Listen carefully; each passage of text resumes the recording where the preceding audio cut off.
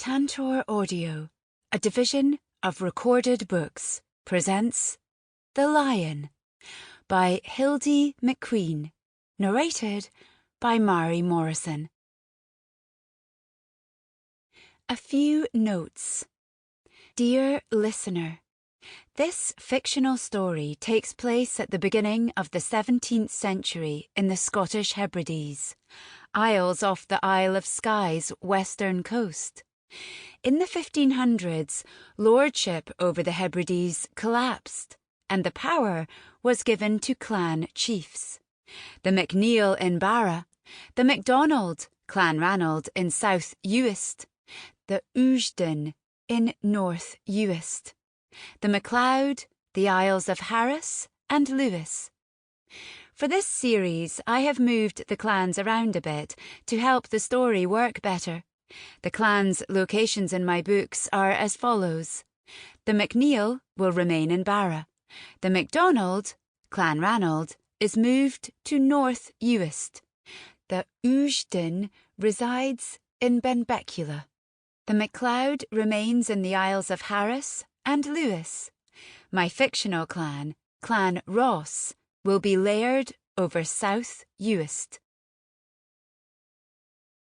Chapter 1.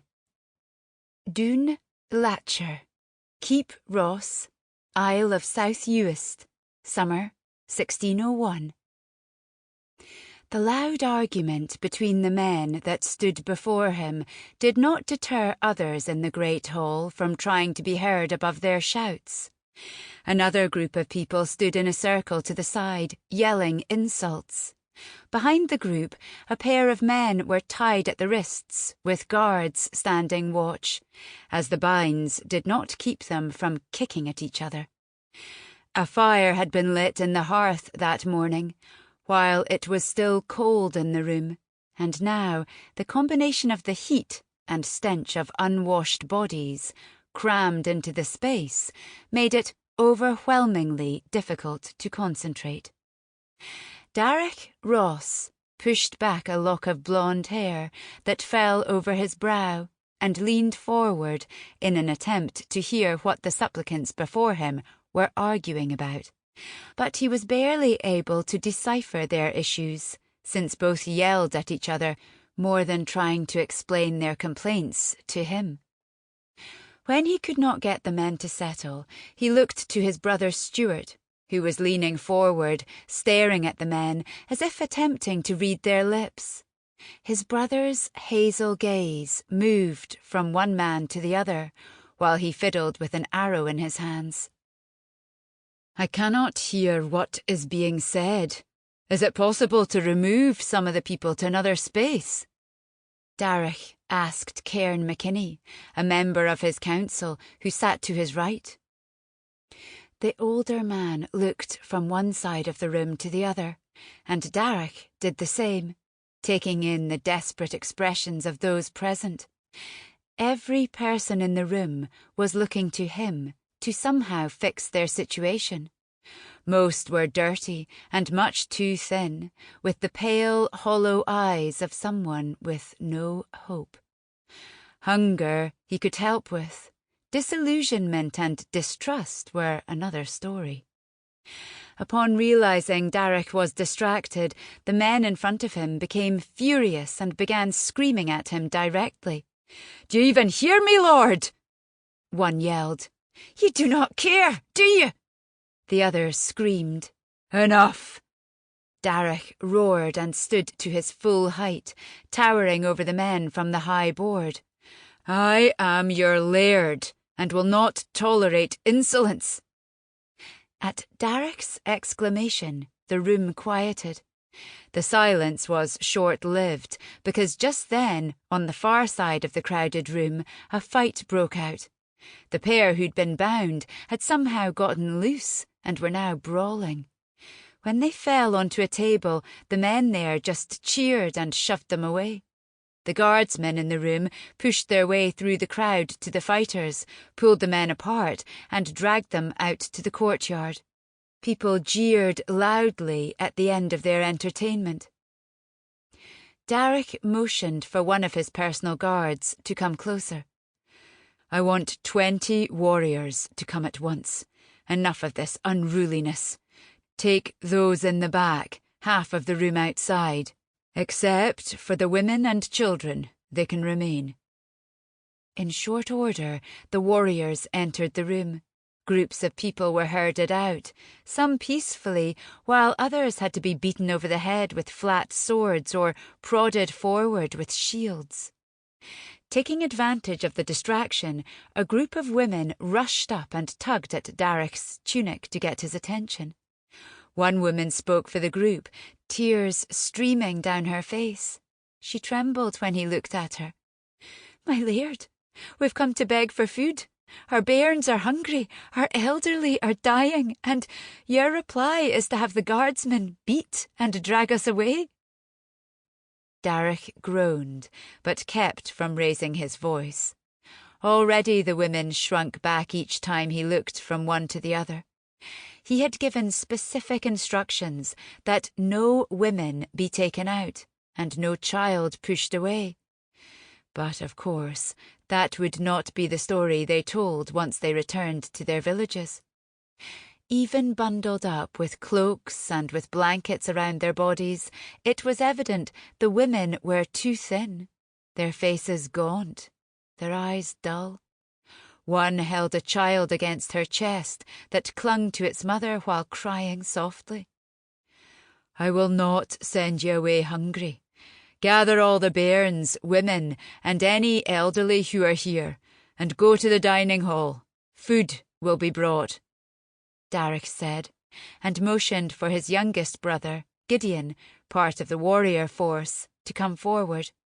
"Ensure that Mother and Ella are aware that these people need to be fed." At 28, Gideon had turned from a lanky lad into a well-toned, muscled man, with dark wavy hair and the same hazel-coloured eyes as him. No one would question his lineage. His brother nodded and raced to find their mother and sister. "There may be too many to feed on such short notice." Cairn, the councilman, neared and declared. At Darach's glare, he held both hands up. "I only say what I see." "Go and eat." Darach urged the women who remained in place, looking between him and Cairn. They hurried toward the dining hall, telling others as they walked by to follow them to get a meal. Most of the women and elderly in the great hall shuffled out, urged by the prospect of a good meal. The few that remained were either quarrelling or standing behind their husbands or fathers, who were busy complaining, loudly, about the injustices done against them by Darach's late father. The argumentative men, who had waited impatiently for him to return, were each given a stipend and sent to see the stable-master to get a sack of oats each for their livestock. Another group comprised of 4 farmers approached and demanded answers on how they were to defend their land. Unfulfilled promises by Darach's late father were repeated. One man's ragged face contorted with rage. "Laird, we come to see you to ask for help, which has been sorely lacking. For months now, we've struggled to feed our wives and children. You must understand, Laird, our land is no longer fertile. Your late father kept us from rotating the fields, demanding that we plant on all of them at once. During the last harvest, our farms produced meagre crops. After taxes, there was nothing left to take care of our own families." At a loss as to what should be done for the people who looked to him for answers, Darach scanned the great hall. Too many still remained. Those that had been escorted out by the guards would return and bring with them more demands for compensation or help. "Inventory will be done of the grain reserves. You must give us time," Stuart interjected. "For now, each family will receive 2 sacks of grain, a pair of sheep, and 4 chickens. "There is much to be done. I ask that you give me time," Darach said, meeting each man's gaze. "I am not my father. I wish to work with you and hear what you have to say." The men exchanged questioning looks. One finally spoke. "We will return in a month's time." "Nay, I will ride out to your land. For now, prepare the portion of land that you think will produce the most. Taxes will not be collected until after your second harvest." The farmers' faces brightened. "Thank you, laird," they said, and hurried out to collect their allotments. Darach leaned toward his scribe. "Mark a reminder to meet with the farmers." Just then, the men who'd been brawling were dragged up to the front by guardsmen. One was bleeding from his nose and held his head back. The other had a split lip and cut above his eye, blood dripping down the side of his face. "Laird," one of the guardsmen said, "these men are fighting about poaching." He recognised them. They'd stolen cattle back and forth from each other for years. Darach studied the men. The one with the bleeding nose was very plump, fat, really. A woman, just as plump, stood with him. The other man was healthy and heavy as well. He turned to Stuart. "Where are their lands?" "Near the river. They share the lands just north of the farmers that were just speaking to you." Facing the bleeding men, he studied one and then the other. The room quieted as people became curious to see what happened. "Where do you get your grain?" Confused, the men looked at one another. Finally, one replied, "From the miller in the village, like everyone else." "Ye both have plenty of butter, because you have milk from cows. I presume you have chickens and sheep as well." Both nodded. "Why is everyone around you hungry?" His nose had stopped bleeding, so the man looked Darach in the eyes. "I am the provider of meat and milk for the laird. It is I that has the honour to ensure your family is well fed, my laird." The man made a show of bowing. "What about ye?" Darach asked the other man. "Ye have the same privileges, I presume." "I do not, my laird," the man replied. "Unlike him." He glared at the other man. "I am an honest man. I am not called to serve my laird except to provide a yearly tax. I ensure that I feed the families of those that work for me." Darach looked about the room. "How many here raise livestock?" A smattering of hands rose, and Darach motioned for them to approach. Once the men were lined up, he noted that, unlike the two who'd been fighting, the rest of the men were not as plump. "Every month, a different man will provide for the keep and will be paid for it." The men exchanged excited looks. "As far as schedule, you will meet with my brother Gideon to be assigned a time." Darach hesitated for a beat. "Those in dire need will go first." The man with the cut above his eye waved his arms. "My laird, if I may be so bold, there are 14 of us. That means 2 of us cannot serve you." "Neither of ye will serve me for a year," he told the 2 well-fed men. The men stared at him with identical gaping wide mouths and eyes, and the wife of one of them swooned. It was late in the day before the crowd in the room had finally thinned enough for last meal to be served. People had been sent home with enough food and grain to last them for a few weeks. Herders were instructed to gift each family with a goat, sheep or cow so that they could have milk. Chickens were also distributed. The council would be discussing how to ensure the clan's homes would be fortified enough for the upcoming cold weather of winter. Darach stood and stretched. I need to go for a walk before last meal. Without waiting for anyone to remind him, there were still matters that needed to be heard and things which needed to be discussed. He stalked across the room and out the front door.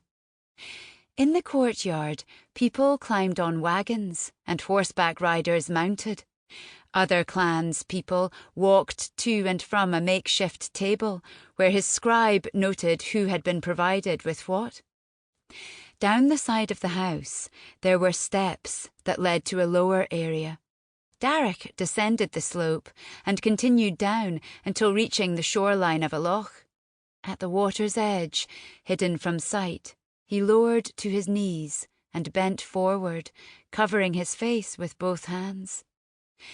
It wasn't as much to pray, but an effort to seek the fortitude to continue. At becoming laird, he'd not been aware of the magnitude of the issues he would face.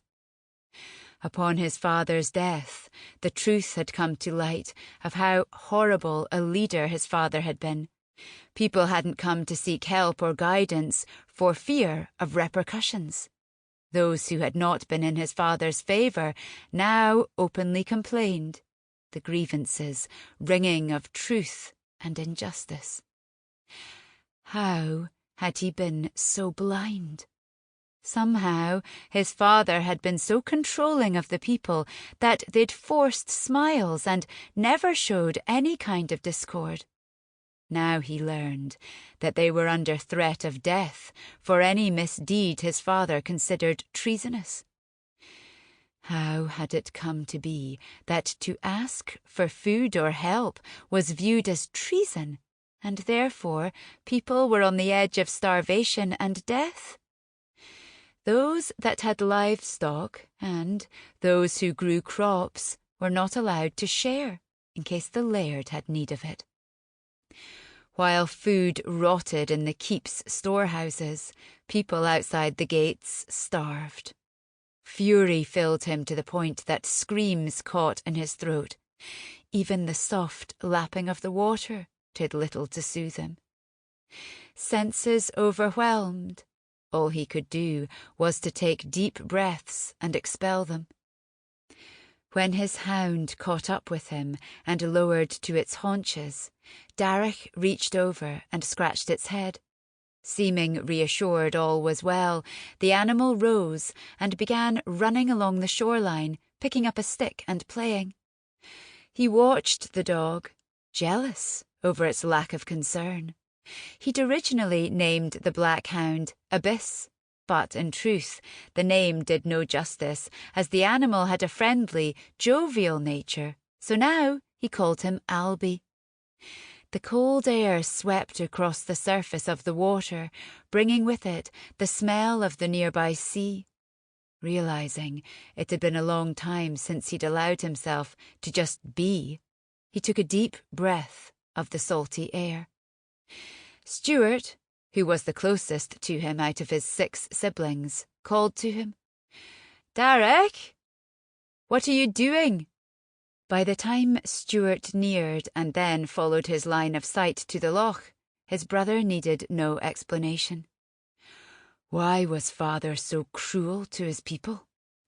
Darach asked. Perhaps he didn't see it as cruelty, but as a way to manage everyone.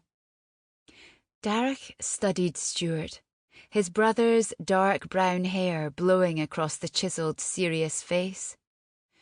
I cannot believe that. We have only to listen to them, to see them, to know how horribly they've been treated. Stuart straightened his shoulders and held his head high. We can argue every point of how things have been done in the past. It will not help those people now, he said, motioning toward the house. What matters now is that we help them, set a new standard, blaze a new trail. Pushing his shoulder-length blonde hair away from his face, Darach met his brother's unwavering gaze. Only with ye and our family beside me can I do this. Stuart's lips curved. With each day that passes, Ye become stronger. Ye will be a great leader, Darach. I have little doubt. So, a bit of scepticism remains then? Darach asked with a pointed look. Stuart returned the look with a lift to his right eyebrow. Ye are far from perfect, brother. If one were to search for utter perfection, one has to only look at me. Unable to keep from it, Darach chuckled. Albie, hearing his laugh, raced to him, dragging a long branch. He bent to take the branch from the dog, broke a smaller piece from it, and threw it for the dog to happily retrieve. Let us head back.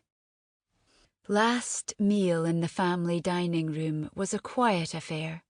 In the great hall, the people who had been invited to remain so that their qualms could be heard the following day were fed a simpler fare.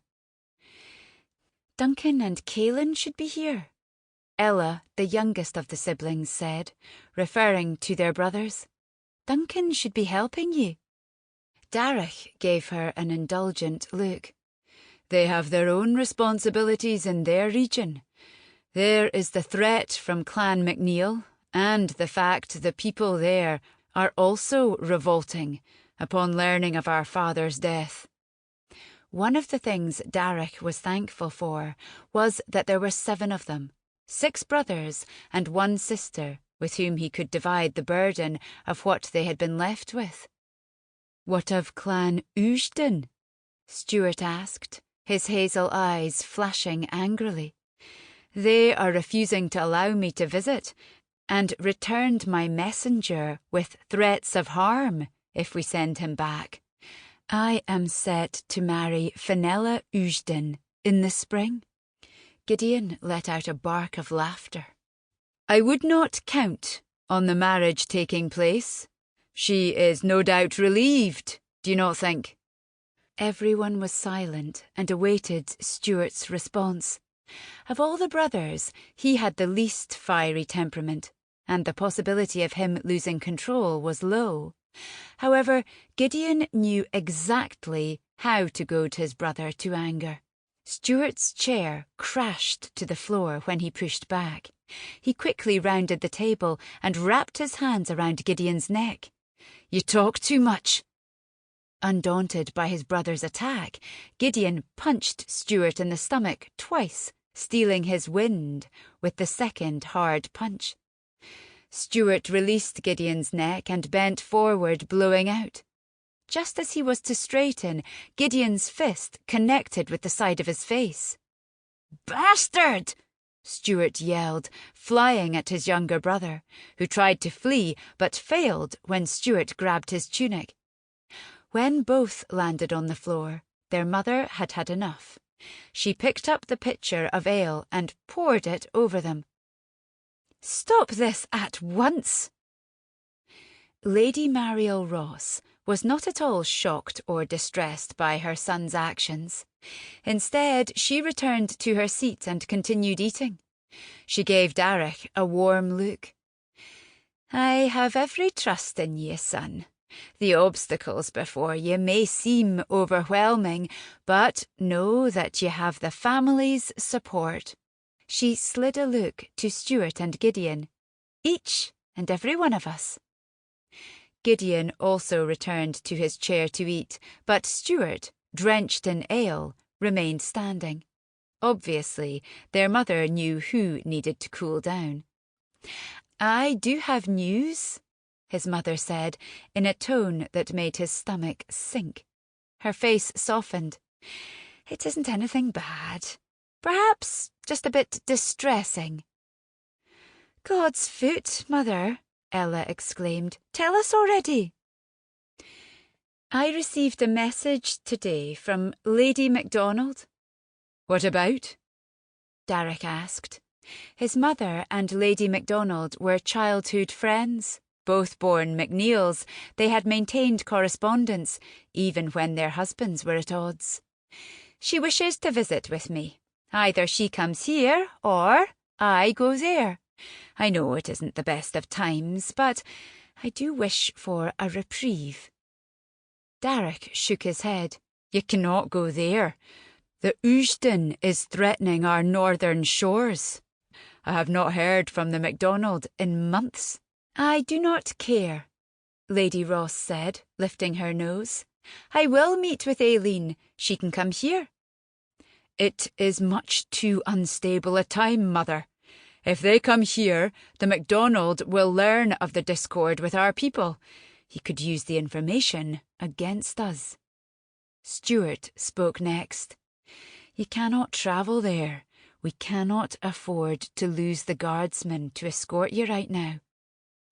When Lady Ross and Ella exchanged looks, Darach let out a groan. What? Gideon asked. Why are you making a sound of pain? Do you not see it? Darach asked. Lady Macdonald is already travelling here. Am I correct, Mother? He glared at his mother. Arrangements were made. I couldn't very well tell her not to come. He let out a long breath, not wishing to yell. You very well could have. His mother brightened. This is actually the perfect time for you to get to know her daughter Beatrice, who comes with her. A marriage between our clans would be very beneficial. Laird for only half a year, he'd not had time to think of much more than the mountain of troubles his father had left him with. It took me this long to convince the clan they would not be punished for bringing their issues to me. I still have to work on what is needed for the villagers, farmers and guardsmen. I am much too busy to begin to consider marriage. Darach shook his head. Stuart, who'd calmed, lowered to a chair. Besides, we should concentrate on my marriage. I am not sure we should align with Clan Uisden as yet, not until I understand where their loyalties lay. Darach met his brother's gaze. Be patient. Stuart nodded, his jaw tight. Darach was tired but couldn't rest. He paced the length of his bedchamber, too restless to get into bed. The rap at the door brought welcome relief to his tangled thoughts, and he called out for whoever it was to enter. Upon the door opening and the woman entering, Darach considered what to do. In truth, he was in no mood for love-making. The woman, Lilia, had often shared his bed, but as of late, their times together had become less and less frequent. My laird? Lilia neared, her gaze sliding down his body. Today has been most tiring for you, has it not? It was, but I am not sure I want to be. He stopped talking when Lilia's hand clutched his shaft through the fabric of his breeches. Immediately his body responded, ready for relief in whatever form it came. Lilia, I cannot possibly satisfy you today, Darach said. Despite obviously going hard, the rest of his body felt as if stones were tied to his ankles and hung from his wrists. Allow me to put you to bed, then, the woman cooed. Lilia was well versed in seeing to a man's needs, and had been his lover for the last year. He was sure she slept with others, but Darach turned a blind eye, as he didn't care what she did when not with him. The way he saw it, Lilia was intelligent enough to know he would never offer marriage. Other than ensuring she was provided for, he allowed her freedom. Voluptuous, with waist-length brown hair, Lilia was enticing. Her almond-shaped eyes that lifted at the outer corners gave her an exotic look. She poured water into a pot by the fireplace and turned the lever so that it hovered over the fire to warm. Taking Darach's hand, Lilia guided him to sit on the bed, and then kneeled to remove his boots and stockings. You should not allow yourself to become so exhausted. There are others who could shoulder some of your burden. Darach nodded. Ye are correct, but as... Sample complete. Ready to continue?